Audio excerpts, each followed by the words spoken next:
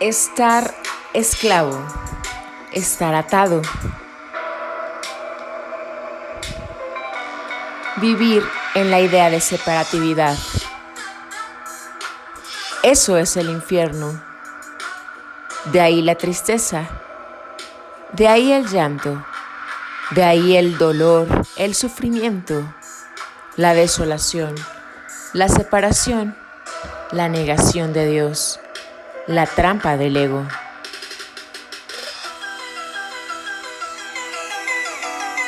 Cuando tocas fondo,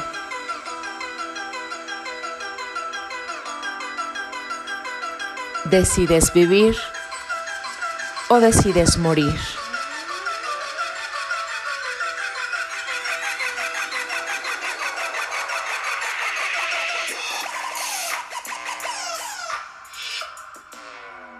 La vida. Un guerrero ama la vida. Un guerrero decide vivir.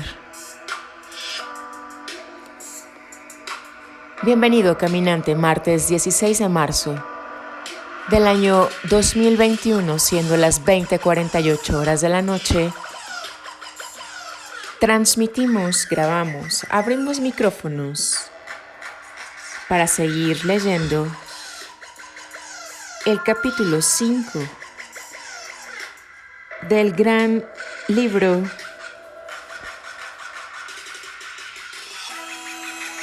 El centro del ciclón. Un viaje con guía al infierno.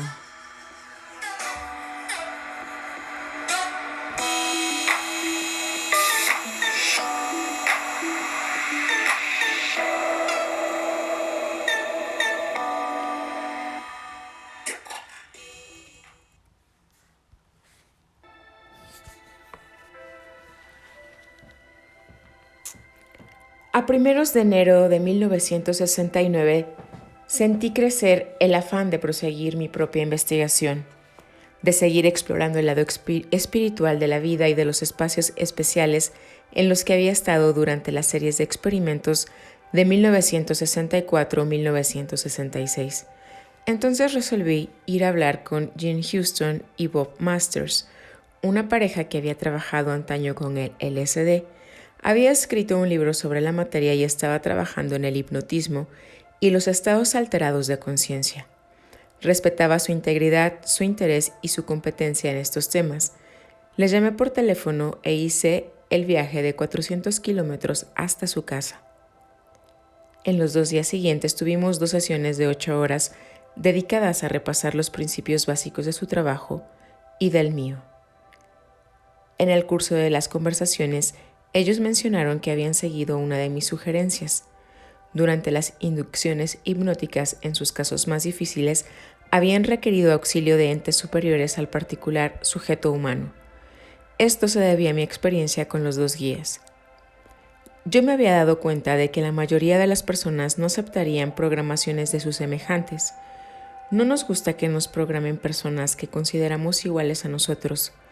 Sabemos lo mismo que ellas y somos un poco escépticos en cuanto a los resultados. Había comprendido que había apelado a entes o había creado entes más grandes que yo, y de ahí que pudiese aceptar sus instrucciones. Desde la última vez que les había visto, Jean y Bob habían ensayado esta técnica con sus 15 sujetos más difíciles. La mayoría de estos sujetos habían sido incapaces de sumirse en un trance de cierta profundidad. Con el nuevo programa, todos cayeron en un trance profundo, recibieron instrucciones y reorganizaron sus vidas tal como querían. Este contacto con Jean y Bob resultó muy vigorizador, y en mi viaje de regreso a Maryland encontré la confirmación que necesitaba para seguir adelante y continuar mi exploración. Después de los experimentos de Topeka, Kansas, Helen Bonney y su marido se habían trasladado a Baltimore. En cuanto llegué a mi casa, telefoné a Helen y le pregunté si podía venir para hacer un experimento de hipnotismo que me era necesario para continuar mis exploraciones. Dio la casualidad de que estaba libre y podía venir. Las coincidencias siguieron acumulándose. Cuando los sucesos se acumulaban favorablemente en rápida secuencia, yo lo llamo serie controlada de coincidencias. El siguiente relato muestra una de estas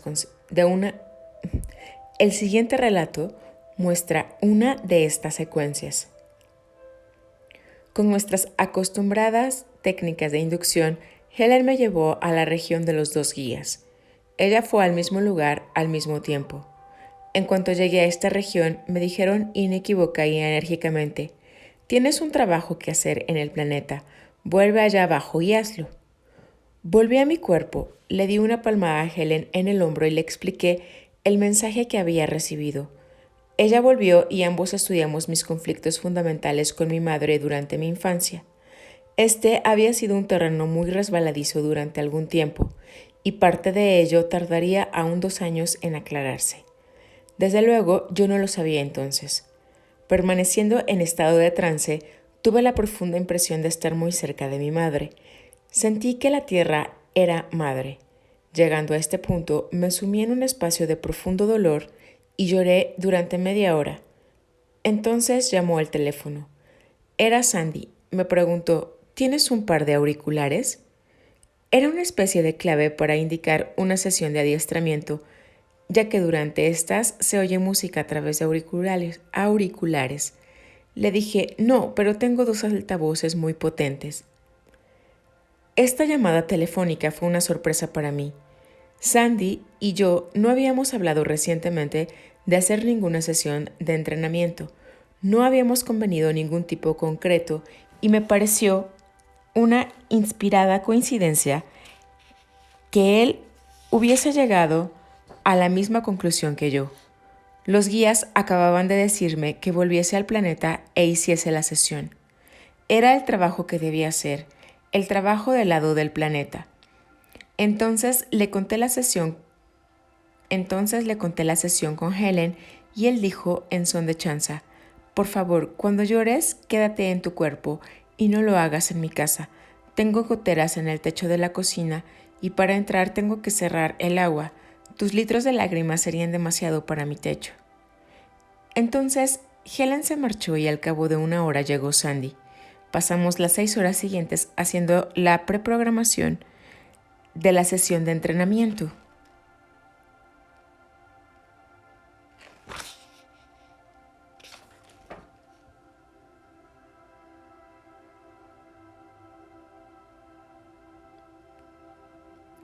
Yo no debía salir de mi cuerpo y marchar a espacios remotos, sino que debía permanecer dentro del planeta y viajar con mis disgustos a cuestas.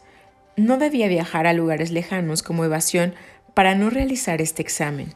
En esta sesión de preprogramación, Sandy me apretó de firme como solía hacer con sus pacientes alcohólicos. Cada vez que sentía que yo me evadía o soslayaba un tema desagradable, me lanzaba de cabeza en medio de este. Se introdujo detrás de mis defensas y me convenció de que era importante profundizar detrás de aquellas. La habitación en la que íbamos a trabajar estaba montada de manera que podía tenderme en el suelo sobre una cómoda alfombra entre 2 grandes altavoces. Seleccioné los discos que quería que Sandy tocase mientras yo estuviese bajo la influencia del LSD y los apilé cuidadosamente al lado del tocadiscos. La habitación había sido preparada de antemano con alfombras colgadas en las paredes para absorber el sonido, para evitar el eco y para impedir el paso a cualquier luz exterior si la había. Para iluminar la habitación había una sola lámpara de pie. Habíamos procurado que el medio distrajese lo menos posible la atención. En esta sesión debía yo aprender algunas cosas que no había aprendido en las series de experimentos de 1964 a 1966 en las Islas Vírgenes, aunque había de tardar unos 2 años en comprender plenamente las implicaciones de lo que ocurrió en esta sesión. Habíamos convenido de antemano en emplear una técnica de dosis dividida, 100 microgramos y una hora más tarde 200 microgramos. El LSD era Sandoz puro. Durante la primera hora, con los 100 microgramos, seguimos trabajando en la preprogramación y cuando empezaron a hacer efecto los 200 microgramos, me tendí en el suelo entre los altavoces para escuchar la música. El volumen de esta era muy elevado. De pronto me vi precipitado en lo que más tarde llamé el ordenador cósmico. Yo no era más que un pequeño programa en el enorme ordenador de alguien diferente. En este ordenador había tremendas energías. Fantásticas corrientes de energía y de información pasaban a través de mí. Nada tenía sentido. Estaba envuelto en un terror y un pánico totales. Estaba siendo programado por otros programas insensatos por encima de mí y había otros encima de estos. Yo programaba programas más pequeños por debajo de mí. La información que recibía no tenía sentido. Yo no tenía sentido. Todo este ordenador era resultado de una danza insensata de ciertas clases de átomos en cierto lugar del universo, estimulados y empujados por energías organizadas, pero que nada significaban. Viajé a través del ordenador como un programa que flotase entre otros programas. Llegué hasta sus límites extremos exteriores. En todas partes encontraba entes como yo, que eran programas esclavizados en esta enorme conspiración cósmica, en esta danza cósmica de energía y materia sin ninguna significación, sin amor, sin valor humano. El ordenador era absolutamente desapasionado, objetivo, terrible. La capa de programadores últimos en el exterior eran personificados del propio diablo y sin embargo también estas eran meros programas. No había esperanza, ni oportunidad, ni posibilidad de salir jamás de este infierno. Estuve enclavado en este ordenador en medio de un dolor y un terror fantásticos durante unas 3 horas en el tiempo del planeta, pero una eternidad en tiempo de viaje. De pronto, una mano humana se introdujo en el ordenador y me sacó de allí. Al salir, pasé de un programa en una insensata danza de átomos a un cuerpo humano en una habitación con Sandy. Resultó que Sandy, viendo mi terror y mi pánico, había asido mi mano para tranquilizarme. Ante esta fantástica liberación me eché a llorar y volví a ser un niño en brazos de su padre y este me acunaba. Volví al interior. Esta vez observé como si yo estuviese fuera del ordenador. Vi 2 programadores con forma humana que tenían una figura de robot sobre un banco. El robot era yo. Uno de ellos dijo: si ese reparador, refiriéndose a Sandy, puede poner algo de amor en este modelo, tendremos que convertirlo en chatarra. Volví, me eché a reír y le dije a Sandy que no era más que un reparador de robots. Entonces volví de nuevo dentro de mí mismo. Los 2 programadores volvían a hablar del robot que era yo. Ese quiere un pene erecto. El otro programador cogió un pene erecto del armario y se lo puso al robot. Volví riendo y todos mis amores pasados fluyeron a través de mí. Sentí que mi madre pasaba a través de mi ser y que mi padre pasaba a través de mi ser, y que lo mismo hacían todas las mujeres de mi vida pasada, una después de otra, derramando amor, calor y radiación. Me sentí lleno de amor y me confundí con esta visión de toda la historia pasada de mi propio amor. Volví a mi interior y vi aparecer una confusión computada llena de energía centellante, con destellos de luces de diferentes colores. Muchas hembras humanas sumamente atractivas caminaban contoneándose sensualmente a través de aquella confusión. Yo no sabía que eran también robots. Llevaban unas túnicas brillantes ceñidas a sus voluptuosas figuras y que hacían resaltar sus rotundos pechos y caderas, sus finas cinturas y sus caras extraordinariamente hermosas. Vi 5 o 6 de ellas deslizándose en aquella confusión. Oí las voces de los 2 programadores que hablaban de la escena y de mí. Esta vez yo no estaba en el escenario, sino que solo observaba como un testigo. Uno de los programadores le dijo al otro: Si hace todo lo que nosotros queremos que haga, le recompensaremos con el amor de una de esas mujeres. Yo me espanté, porque sabía que aquellas mujeres eran robots y no seres humanos. Regresé y le dije a Sandy que estaba dispuesto a aceptar toda la programación de los 2 guías, pero no la de Sandy. Lo dije alegremente y en son de chanza, porque me daba cuenta de que nuestra preprogramación funcionaba, pero ahora empezaba a salir del LSD y a volver al más lento tiempo normal. Todos estos episodios se habían desarrollado a un alto nivel de energía y a gran velocidad. Así que solo puedo referir los detalles más significativos y las cosas que me enseñaron algo nuevo.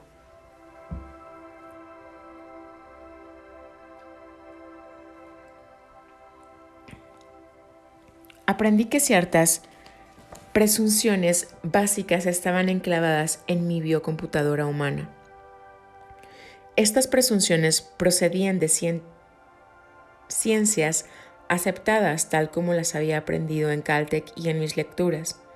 La presunción número 1 era que el origen del universo, ya se aceptase la teoría de la gran explosión inicial o bien la de nueva creación de la materia en un espacio vacío, era una pura cuestión de casualidad.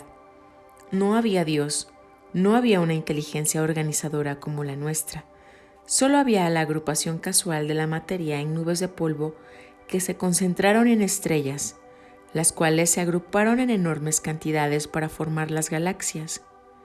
Nuestros orígenes corporales eran resultado de ciertas clases de moléculas, de ciertas clases de átomos que se juntaron en un lugar dado en un planeta, cuya atmósfera era producto de una serie de procesos automáticos, determinadas temperaturas, determinadas clases de materia y de energía y de radiación y una determinada distancia del Sol nos engendraron a partir del mar primordial del planeta. A través de un lentísimo proceso de evolución. Una vez realizadas las uniones vivas de materia, juntaron gradualmente fuerzas y en definitiva produjeron las series antropoides de organismos cuyo resultado final fuimos nosotros. Así pues, fue el ordenador cósmico quien nos engendró. No había creación por Dios, no había Dios, no había creación por quien quiera que fuese. La propia materia y la propia energía se combinaron de la manera adecuada para producir conjuntos vivos de materia. Estas eran mis creencias básicas que había de desafiar a través de la sesión de LSD. Para librarme de estas creencias limitadoras tenía que construirlas en un todo completamente racional, con toda la emoción negativa inherente a ellas. Como había de comprender más tarde, era una quemadura importante de mi karma.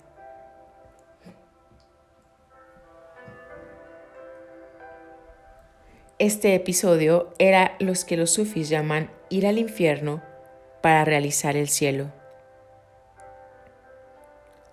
A mi modo de ver, la exposición al ordenador cósmico fue la experiencia más penosa que había tenido en toda mi vida. Más penosa que cualquier pesadilla de mi infancia, más penosa que cualquier experiencia exterior sufrida a manos de cualquier ser humano. El dolor, el terror, los sentimientos paranoicos tenían la máxima energía que sin duda había podido soportar mi organismo sin reducirme a cenizas. En análisis subsiguientes, resultó que los 2 guías estuvieron presentes durante todo el experimento. Los 2 guías iban disfrazados de programadores. Por fin sabía el trabajo que me habían dicho, que tenía que hacer. Por fin había sido expulsado de mí el último retazo de escepticismo fundado en los limitadores campos científicos. Desde este punto sumamente bajo, la única dirección a seguir era hacia arriba, hacia lo positivo, hacia el amor, hacia la iluminación. No había elección. Yo había viajado una vez más a través del Valle de la Muerte y salido entero de él. Durante los días que siguieron, experimentaría y sentiría un amor de intensidad igual al que había sentido en mi infancia. Pasaría a través del dolor, a través de todas las emociones que había rechazado y me había negado a reconocer debido a mis conocimientos científicos. Por primera vez, empecé a considerar que Dios existía realmente en mí y que hay una inteligencia que rige el universo. La experiencia positiva que había tenido en los experimentos de 64 y 66 en el depósito de agua con inteligencias o entes superiores a mí y con los propios dos guías era un aspecto compartido y organizado del universo de la red.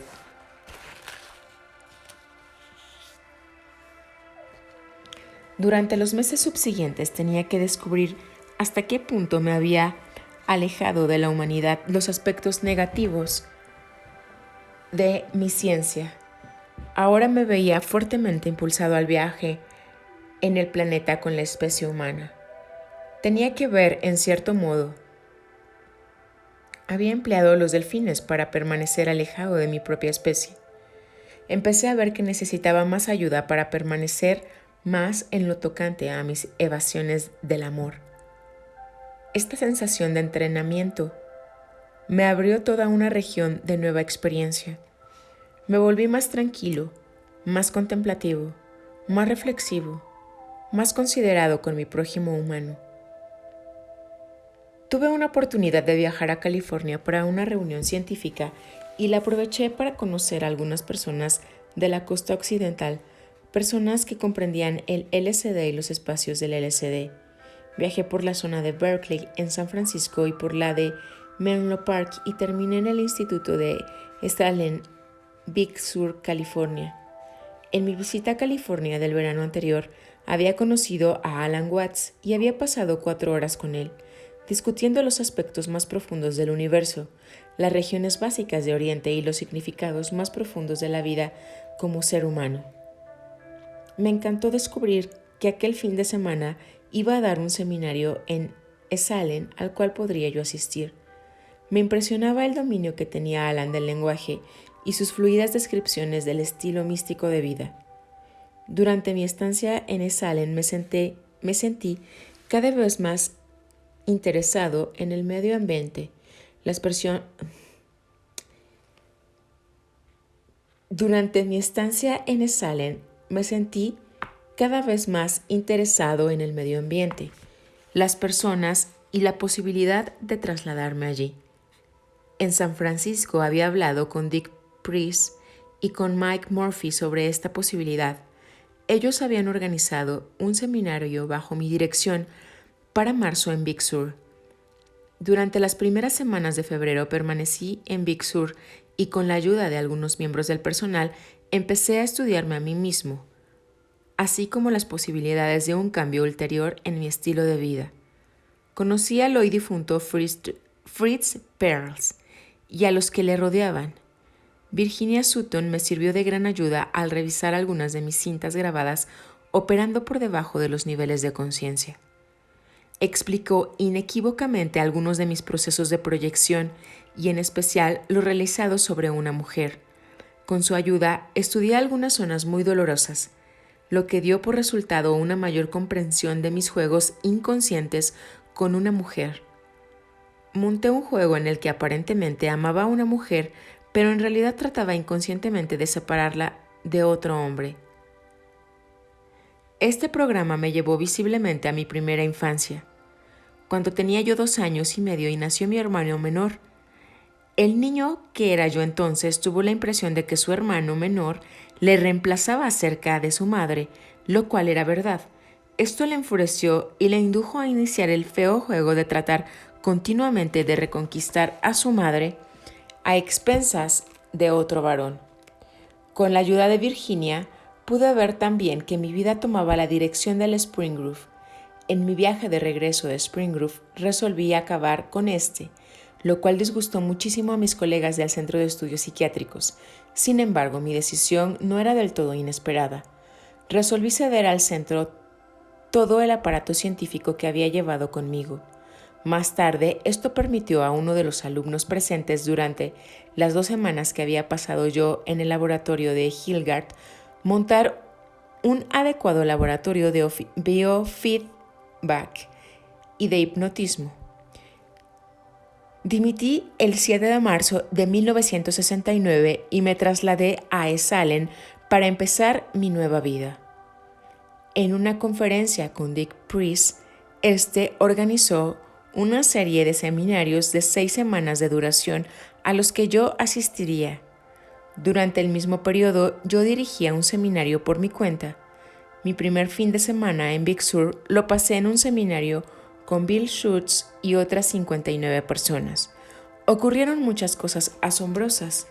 Me sorprendió ver cómo un programador, tranquilo como era Bill, podía conseguir que la gente hiciese cosas que antes no se atrevía a hacer y que las hiciese con mucha rapidez para realizar una mayor libertad humana.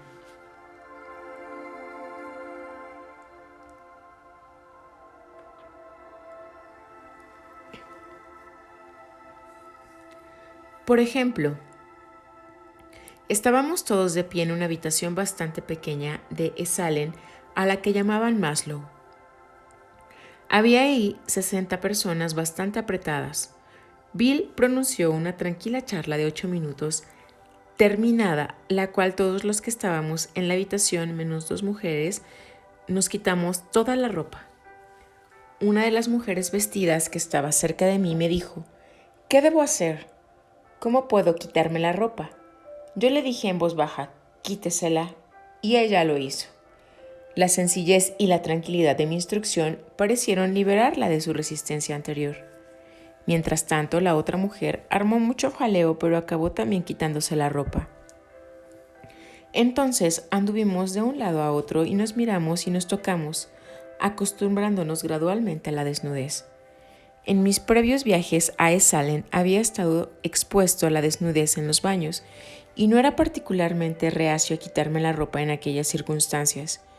Hacía tiempo que había aprendido la lección de que los grupos de personas desnudas daban muestras de una ética y de una cortesía probablemente mayores y más restrictivas que cuando iban vestidas.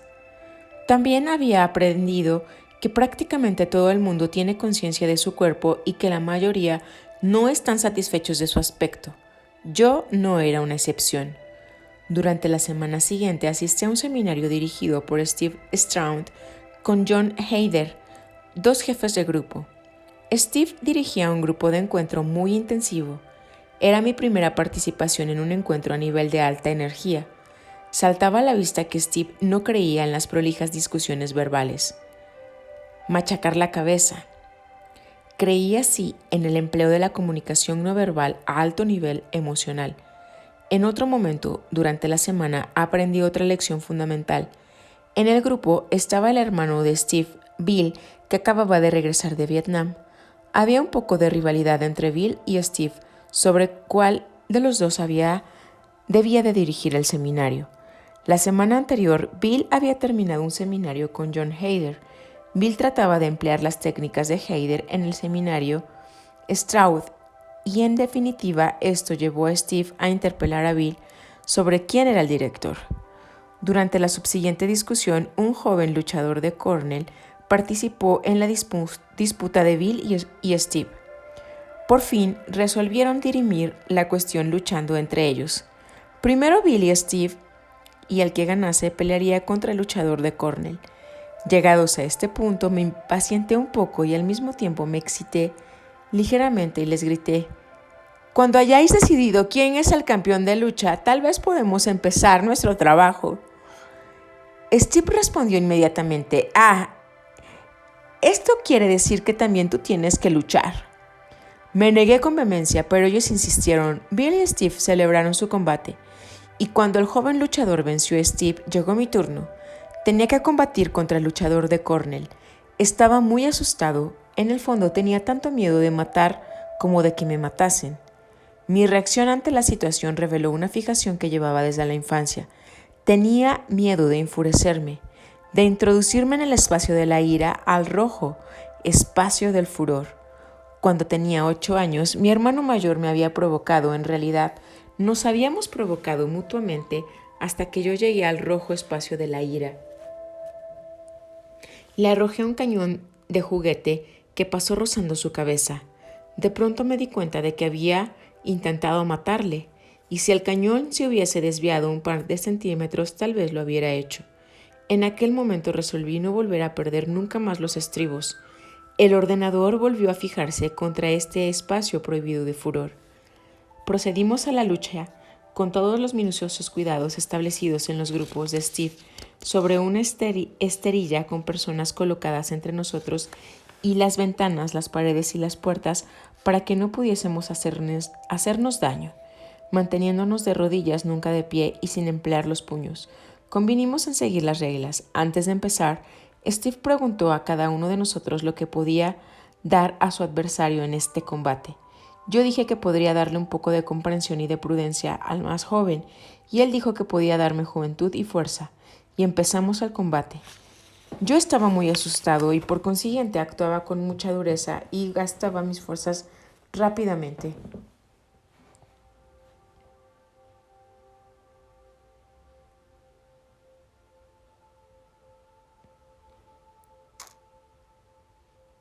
Él estaba mucho más tranquilo y luchaba a la manera típica de las universidades, siguiendo las normas. En mi desesperado estado le hice automáticamente una llave de judo en el brazo, precisamente cuando él me creía atrapado. Sostuve vigorosamente su brazo y él se rindió muy sorprendido. Yo no lo estaba menos.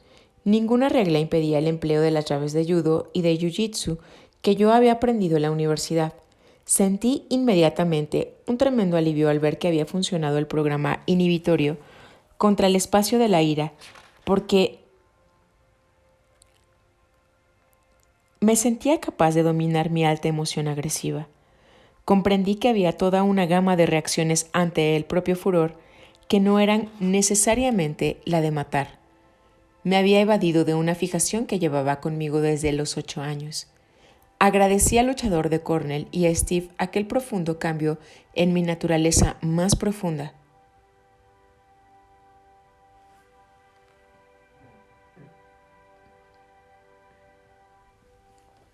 Durante aquella semana vi muchos cambios profundos en muchas personas. Por ejemplo, hubo la pequeña ama de casa de Florida que formaba parte del primer grupo de encuentro. Era católica, tenía 5 hijos y 45 años, y resultó estar muy versada en un aspecto especial de la actividad humana. Podía ponerse en trance automáticamente. Descubrí esto en mitad de una sesión de grupo en el que alguien se irritó sumamente contra ella. Permaneció sentada en el suelo sin moverse, como si hubiese desaparecido. Su cuerpo estaba ahí, pero era evidente que su mente no estaba. Comprendí inmediatamente que se sumía en trance cuando se asustaba. Fuera de las horas de trabajo en grupo, Steve nos juntaba en parejas y cuando me tocó emparejarme con ella, le pregunté si sabía lo que estaba haciendo. Ella lo describió minuciosamente. Dijo que cuando se asustaba, se sumergía en un pequeño espacio gris, mirando a cualquier objeto brillante al otro lado de la estancia. Fijaba la mirada en el objeto brillante y salía de su cuerpo para entrar en el pequeño espacio gris. Me pareció una maniobra muy interesante y le pregunté si podría reproducirla para mí. Lo intentó, pero no pudo. Por lo visto tiene que asustarse para esto, le dije. Esta era la clave. Conseguí asustarla lo bastante para que pudiese hacerlo. Mientras estaba en trance, le sugerí que había otras maneras de emplear su miedo y su furia. Le hablé mientras estaba en su pequeño lugar gris y ella confió en mí. Dispusimos una serie de peldaños fuera de su pequeño lugar gris. 10 peldaños, mejor que un gran salto. Cuando salga del trance, le dije, subirá los peldaños hacia la realidad convencional acostumbrada. Durante el camino hará una excursión al universo y descubrirá lo que hay en todos estos otros peldaños. Ella accedió y empezó a subir. Permaneció fuera de su cuerpo. Viajó al universo, volvió a este planeta y regresó a los baños y a su cuerpo. Repetimos esto varias veces y ella bajó los peldaños y volvió a subirlo varias veces. Todo esto duró unos 3 días. El cuarto día, hallándose de nuevo con el grupo, se enfadó con un hombretón muy refinado que se negaba a moverse. Su enojo creció hasta el punto de que la mujer cruzó corriendo a la habitación y le dio con la cabeza en el estómago. derribándolo. Entonces se quedó junto a él, consolándole, cuidándole y trabajando de firme con el resto del grupo para lograr que se moviese. El hecho de emplear su energía de miedo y su energía de ira y de hacer después un trabajo eficaz con una persona en vez de ponerse en trance y salir de su cuerpo, representó un gran avance para ella. Durante aquella semana descubrimos otras 2 personas que hacían cosas parecidas en situaciones amenazadoras. Por lo visto, sumirse en trance para escapar de las consecuencias de lo que ocurre en el exterior es una reacción civilizada bastante común ante la ira o el miedo.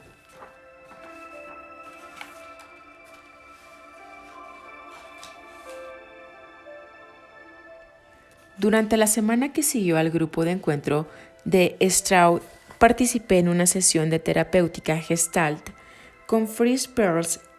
Fritz era iniciador y veterano maestro de terapéutica Gestalt. Los miembros del grupo con el que trabajaba se sentaban en sendas sillas alrededor de la estancia. Al lado de Fritz había una silla llamada asiento caliente. Si uno quería trabajar con él, debía sentarse en aquella silla. Yo antes de intentarlo observé a algunos de los más experimentados y vi lo que pasaba cuando se sentaban en la silla. Empecé a ver que uno se sumergía en un lugar doloroso o negativo donde no era grato entrar, y que una vez dentro del espacio emocional, dejaba que Fritz hiciese la programación. Este fue en aquel entonces mi versión de la base para trabajar con Fritz. Lo primero que quise dilucidar fue un problema con el que me había enfrentado a lo largo de toda mi vida profesional y al que llamaba yo y mi público. En este modo de operación de mi biocomputadora, estaba en medio de un grupo dentro de mi cabeza. Yo hablaba a este grupo, que era mi público, y esperaba que reaccionase de cierta manera. Desarrollaba lo que más tarde llamé un guión de televisión, que tenía que ver con mi público. Esto era para mí un juego de pérdida de tiempo y de pérdida de energía que se desarrollaba dentro de mi cabeza. Cuando me senté en la silla caliente le dije a Fritz que este era mi problema. Él me dijo, está bien, pon a tu público en aquella silla y quédate tú en la tuya. Ahora habla a tu público. Yo dije, ¿por qué estáis siempre ahí? ¿Por qué me molestáis? ¿Por qué os sentáis ahí a mirar y escuchar? ¿Por qué no me respondéis nada? ¿Por qué no me dais la respuesta que quiero, que necesito de vosotros? ¿Sois reales? ¿Para qué os necesito? Marchaos, estoy enfadado con vosotros. Fritz dijo, bueno, ahora pasa a la otra silla y sé el público y dile a John lo que piensas de él. Entonces, haciendo de público, dije, eres un tonto engreído, te plantas ahí para darnos lecciones. Nos cuentas lo que hace girar al mundo, nos cuentas lo que te hace actuar. Eres un gran analista y sin embargo, aquí estamos nosotros, estamos aquí sentados observando todo esto, criticándote y en realidad tú no sabes nada. Eres un fanático, egocéntrico, que practica el juego de la ciencia, pero que en realidad no sabe lo que pasa. No puedes entendernos, no puedes entender por qué estamos en tu cabeza, ni siquiera sabes cómo librarte de nosotros. Fritz dijo, bien, vuelve a tu silla. Por consiguiente regresé a mi silla y volví a ser John. Pero ahora estaba enojadísimo en mi papel de John y dije al público, ¡malditos seáis! Estoy harto de vuestra palabrería. En realidad sois yo mismo disfrazado. Sé lo que estáis haciendo. Me estáis dividiendo en pequeños sistemas de control. Después grité, ¡ir al diablo! Y Fritz me dijo, haz al público lo que querrías hacerle. Levanté las manos sobre la cabeza, cerré los puños y los descargué sobre mi público con furia y satisfacción extraordinarias. Fritz observó todo esto. ¿Cómo te sientes?, me preguntó. Yo le respondí, magníficamente. Él me dijo entonces, ahora ve a los del grupo y di a cada uno lo que quisieras realmente decirles. Y así lo hice, y di a cual un mensaje muy personal y muy exacto sobre nuestra relación, lo cual me liberó completamente de mi público durante un tiempo. Unos días más tarde volví a la silla caliente, esta vez para tratar de la muerte de mi madre. Era un asunto sin terminar que me causaba constantes inquietudes, debidas a un sentimiento de culpabilidad sobre su muerte que giraba por debajo de mis niveles de conciencia. Había luchado 7 años para conservar su vida, hasta que al fin el cáncer le produjo la muerte por asfixia y yo me culpé de haberla mantenido viva durante tanto tiempo por medios artificiales. Me senté en la silla caliente y Fritz me dijo, «Bueno, vuelve a la muerte de tu madre». Volví a aquel día particular y oí cómo se moría. Me asusté mucho y volví al grupo. Fritz dijo, «Vuelve allá». Volví atrás y pasé de nuevo por el miedo, el dolor y la culpa, relacionada con los médicos y con mi propia participación. Examiné cuidadosamente toda la grabación relacionada con la muerte de mi madre. Lloré. Sentí mucho miedo, pánico, y volví a llorar de dolor.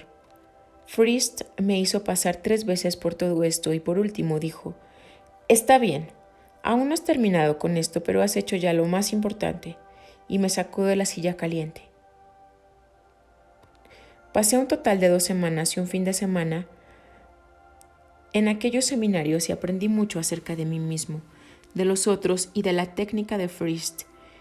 Me impresionó el hecho de que éste pudiese situarse en lugar de uno y programarle para que se adentrase más en el espacio en el que era necesario penetrar. Descubrí que cuando uno estaba dispuesto a dejarse programar y marchar a donde quiera que fuese, Fritz se sentía contento y uno hacía progresos.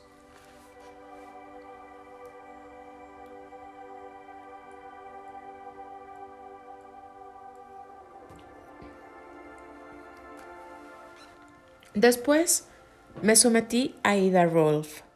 Durante una semana recibí mis 3 primeras horas del llamado Rolfing.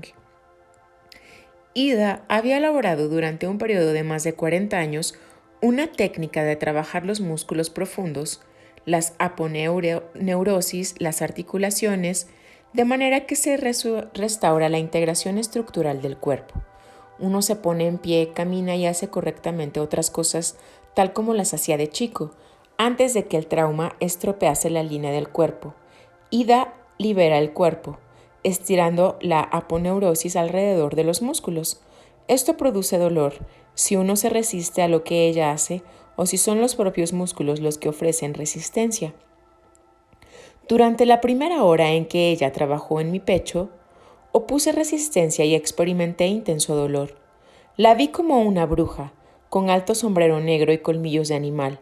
Se lo dije y ella me respondió, «No soy más que una amable anciana de cabellos grises. El dolor es cosa tuya. Yo no causo el dolor, lo causas tú». Durante aquella semana aprendí la manera de dominar la energía en posiciones musculares que mantienen el cuerpo en ciertas actitudes definidas como resultado de un trauma de la infancia y que funcionan con feedback cerebral repetido durante años.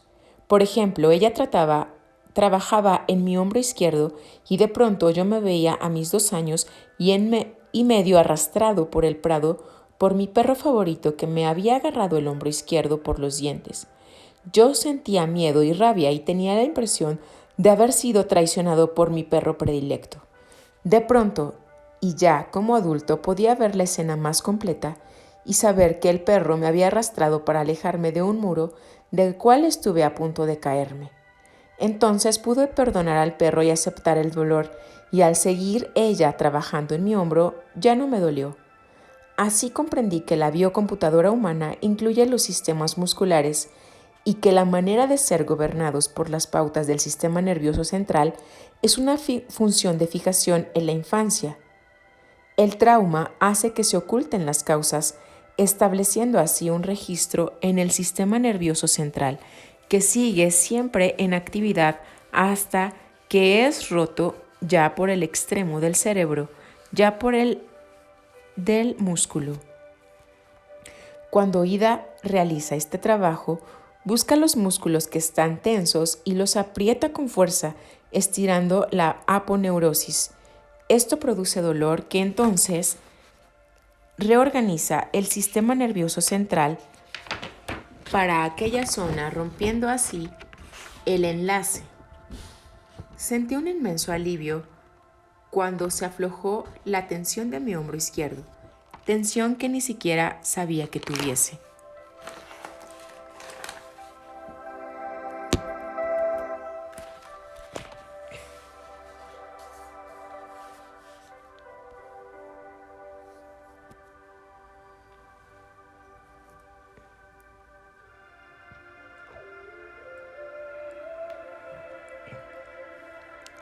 Ida demostró que tenía vista, un sistema sensitivo de reconocimiento para los indicios de trauma.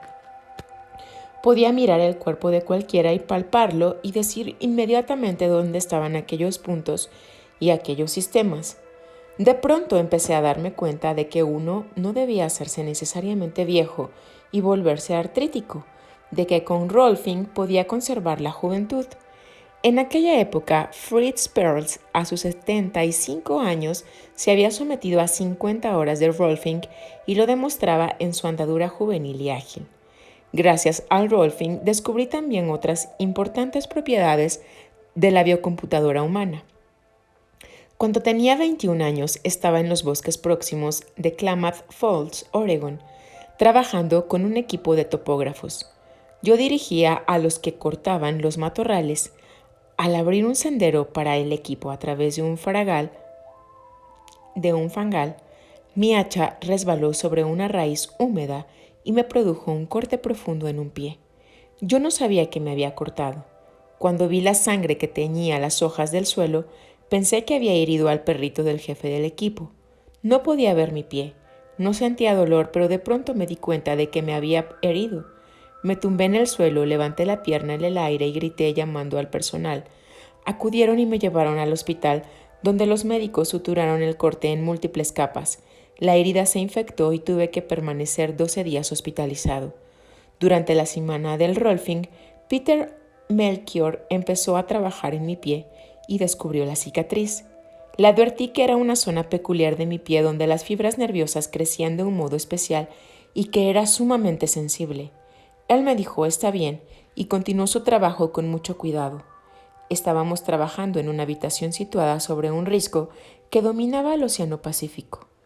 En el momento en que Peter empezaba a pasar los dedos por la cicatriz de mi pie, un reactor pasó sobre el acantilado. El ruido del reactor pasó de mi pie a mi cabeza en el instante en que Peter reseguía mi cicatriz y ésta hacía un fantástico desprendimiento de energía. El ruido del reactor llevó esta energía de mi pie a mi cabeza y fuera de esta, por la bóveda craneana.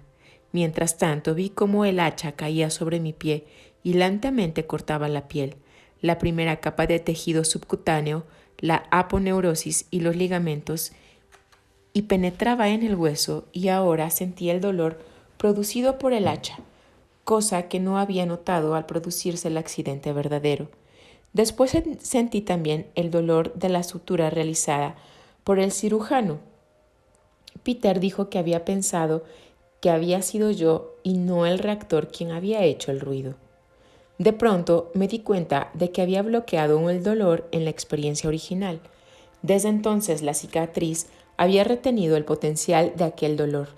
También tenía una memoria traumática básica, una grabación sujeta a ella. Yo había mimado aquel pie, aquella región del pie,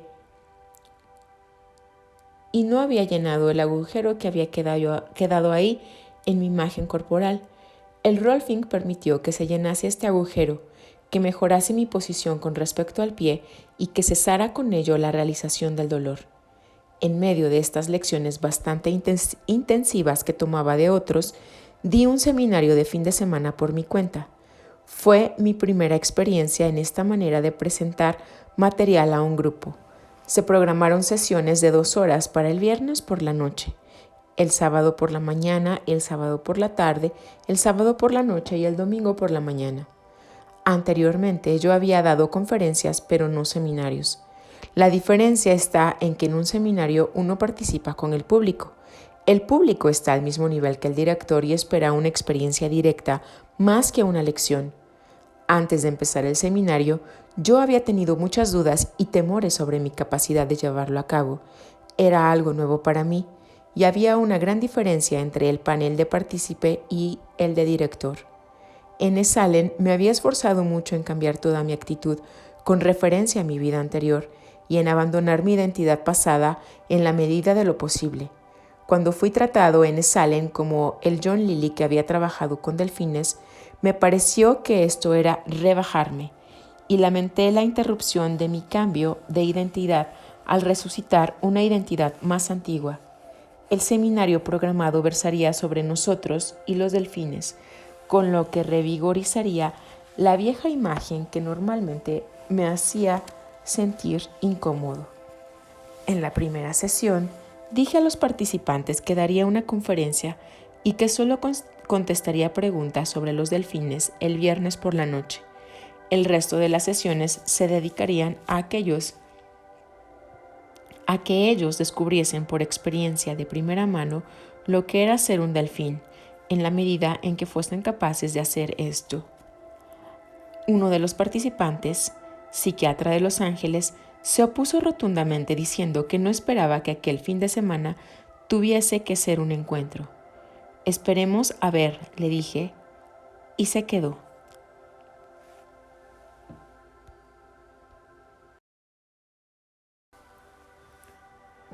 La primera noche di una conferencia sobre los delfines.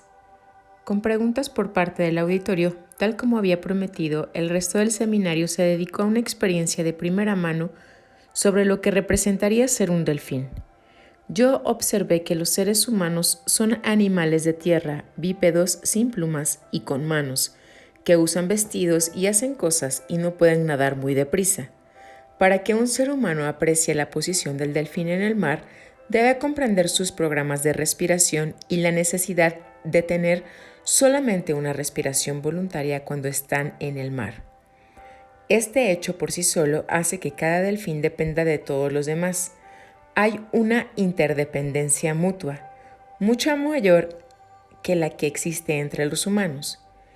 Si por cualquier causa un delfín se queda inconsciente, deja de respirar y se hunde, su única posibilidad de supervivencia es que sus camaradas delfines le suban a la superficie y le hagan recobrar el conocimiento. En el seminario expuse a los participantes que para ser como los delfines tenían que depender totalmente los unos de los otros. Tenían que amarse, jugar entre ellos y experimentar los peligros de nadar juntos en el agua. En una sesión empleamos los baños de Salem para ilustrar estos puntos.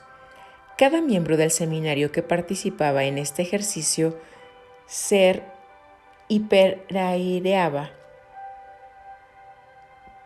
hasta que su conciencia cambiaba estando en agua caliente. Mientras hacía esto, era observado por otro miembro del seminario. En sus experiencias debidas a la hiperaireación, era ayudado de diversas maneras por otro miembro, como por ejemplo impedir que se hundiese. Todos se turnaban en este ejercicio. Previamente les había enseñado en tierra firme a respirar como los delfines. Este es un método de respiración muy bueno para meditar. Uno se tiende boca arriba, expulsa todo el aire de los pulmones, los llena de nuevo hasta el máximo y contiene la respiración tanto como pueda. Esto retarda la respiración y hace que uno pueda meditar libre de movimientos respiratorios. Cuando no se puede retener más tiempo el aire, este se expulsa muy deprisa y vuelve a absorberse rápidamente de un modo breve e impulsivo. Es necesario practicar esto en tierra antes de hacerlo en el agua. En los depósitos de agua, los participantes yacen de espalda y respiran de esta misma manera. Cuando se han llenado los pulmones, uno flota gracias al aire que hay en ellos.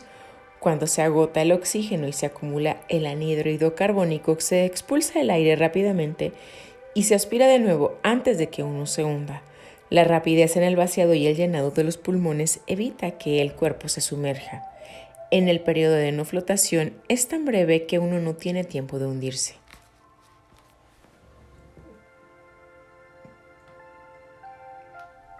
Esta es también una buena maniobra de seguridad si uno se cae al agua por cualquier causa.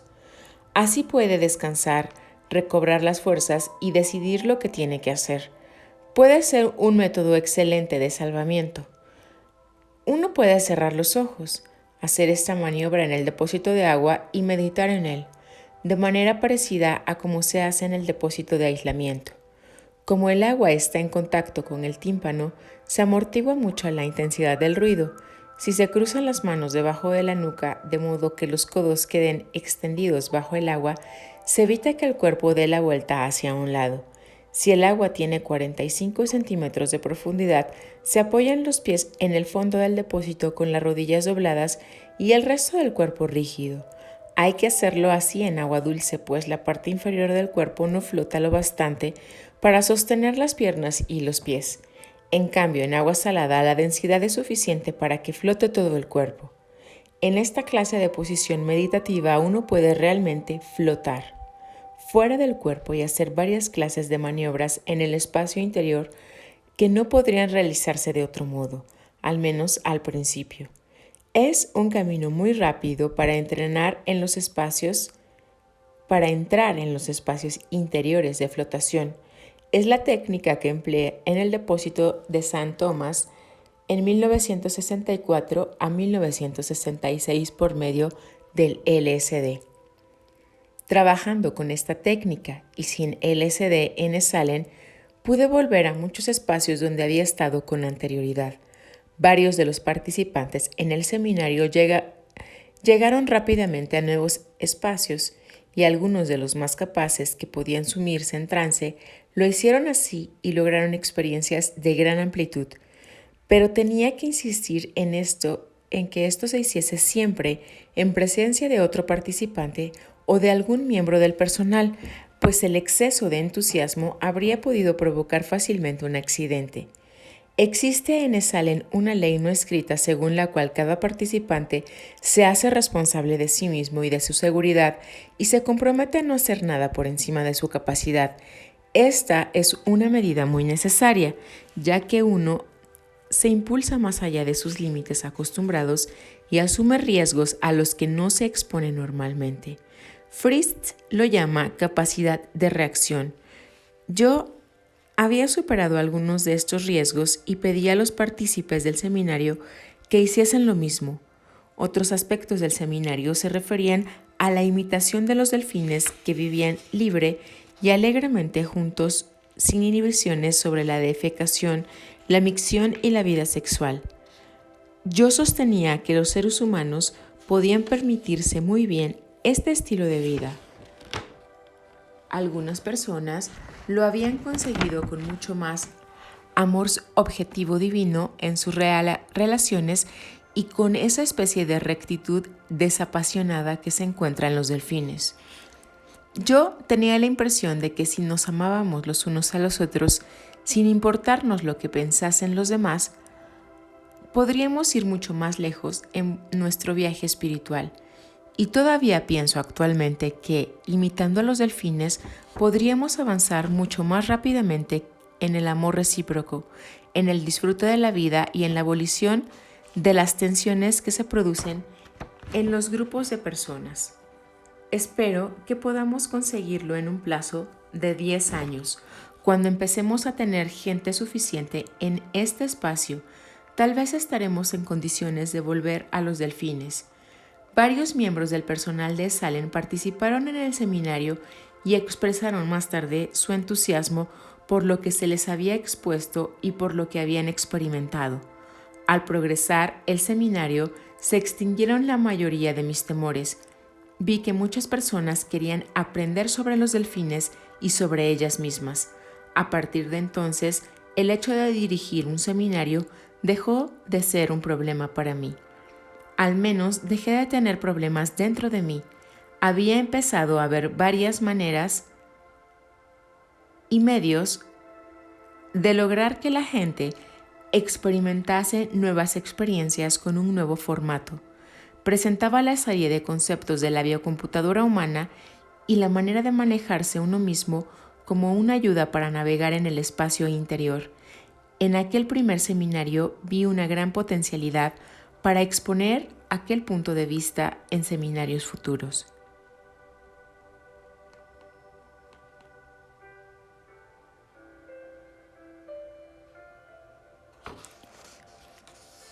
Esto fue Una producción de Energía Fina desde el Cerro del Onix, Puebla, México. Planeta Tierra. Vía Láctea, Galaxia. Hasta un nuevo encuentro, caminante.